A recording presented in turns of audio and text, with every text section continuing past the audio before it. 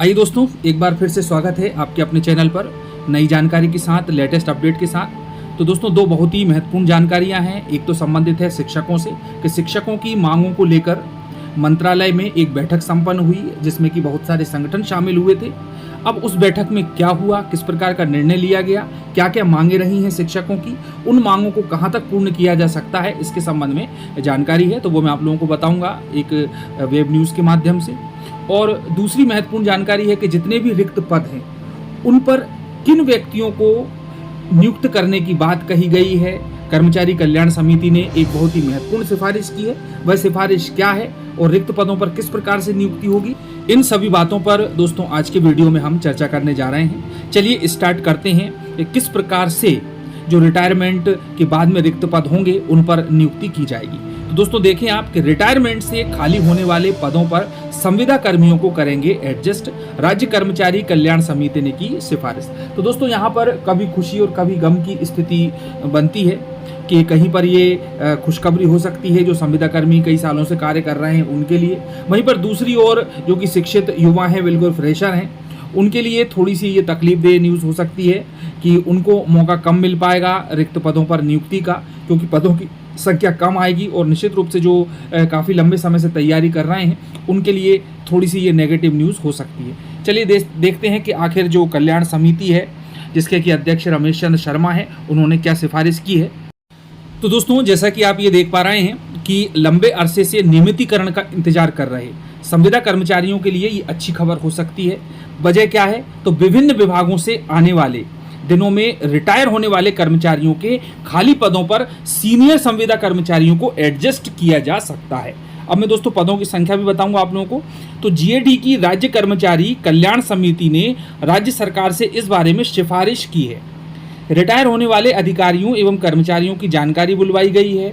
समिति की जो चेयरमैन है, जैसा मैंने बताया कि रमेश चंद्र शर्मा, उनका कहना है कि जिन विभागों में 15 से लेकर के 20 साल की अवधि में जो संविदा कर्मचारी कार्य कर रहे हैं उनकी जानकारी पहले से ही उपलब्ध है।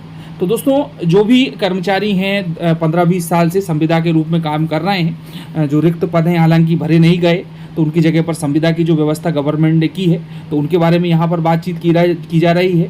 तो उनकी जानकारी जैसा कि मैंने बताया कि पहले से ही उपलब्ध है।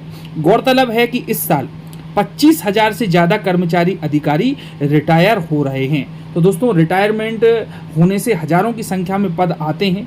अब उन पदों पर नए नियुक्ति की जगह जो है संविदा कर्मचारियों की नियुक्ति की बात यहाँ पर की गई है। और अगले 3.5 साल में जो ये आंकड़ा है वह लगभग 2.5 लाख तक पहुँच जाएगा। एक एस्टिमेट के अनुसार, एक आकलन के अनुसार ये रिजल्ट सामने आया है। ठीक है, अब क्या बात है कि संविदा कर्मचारी महासंघ के प्रदेश अध्यक्ष रमेश राठौर के मुताबिक 5 जून 2018 को जीएडी ने संविदा कर्मचारियों के लिए नए नियम बनाए थे। इसमें संविदा कर्मचारियों को नियमित करने का प्रावधान किया गया था। ज़्यादातर संविदा कर्मचारी नियमित पदों के विरुद्ध ही कार्यरत हैं और चेयरमैन जो कि रमेश चंद्र शर्मा हैं उनको इससे संबंध में डेटा उपलब्ध करवा दिया गया है। चलिए दोस्तों, अब हम बात कर लेते हैं कि आखिर कौन कौन से विभाग हैं और उनमें कितने पद रिक्त हैं, तो आप लोगों को काफ़ी वस्तु स्थिति का अंदाजा लगेगा। देखिए दोस्तों, वर्तमान स्थिति ये है कि विभिन्न विभागों में हजारों की संख्या में पद रिक्त हैं। यदि हम पंचायत एवं ग्रामीण विकास की बात करें तो वहाँ पर 24,000 पद रिक्त हैं।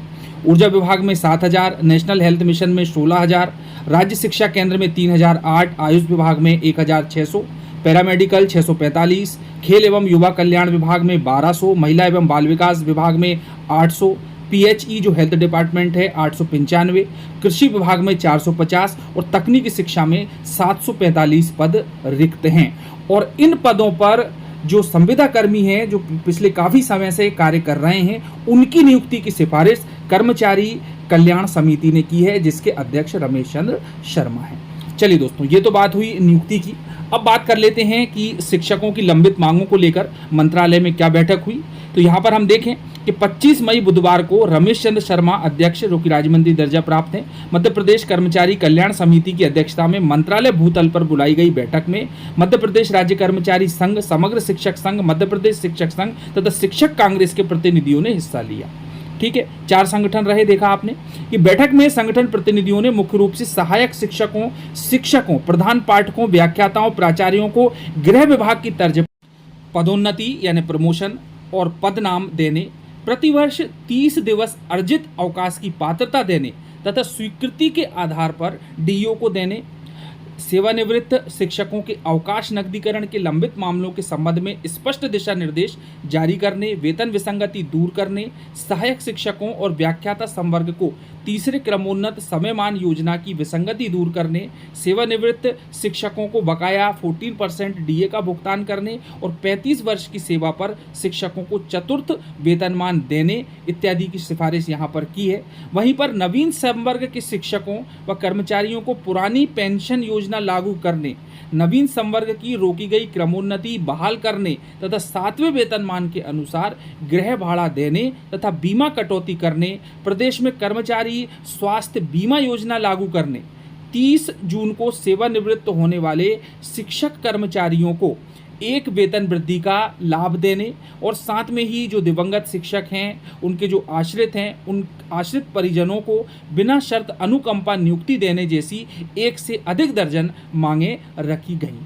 अब दोस्तों ये मांगें तो रखी गई हैं और जैसा मैंने बताया कि 4 संगठनों के प्रतिनिधि शामिल हुए थे, वो संगठन के नाम मैंने आप लोगों को गिनाए हैं और इन संगठनों के प्रमुख पदाधिकारी शामिल हुए जिनमें विश्वत सिंह सिसोदिया, सुरेश चंद दुबे, लक्ष्मी राम इंगले, सतीश शर्मा, सुभाष सक्सेना इत्यादि जैसा कि आप ये नाम देख पा रहे हैं सभी उपस्थित थे और जो कर्मचारी कल्याण समिति के अध्यक्ष हैं रमेश चंद्र शर्मा वो भी यहाँ पर उपस्थित थे।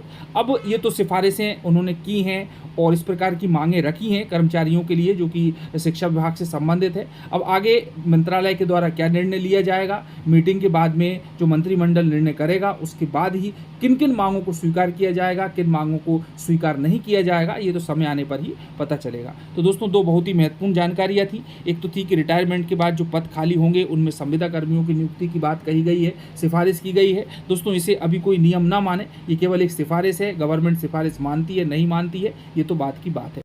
और दूसरी है दोस्तों कि शिक्षा विभाग के कर्मचारियों के लिए महत्वपूर्ण बैठक। धन्यवाद दोस्तों, मिलते हैं अगले वीडियो में। जय हिंद।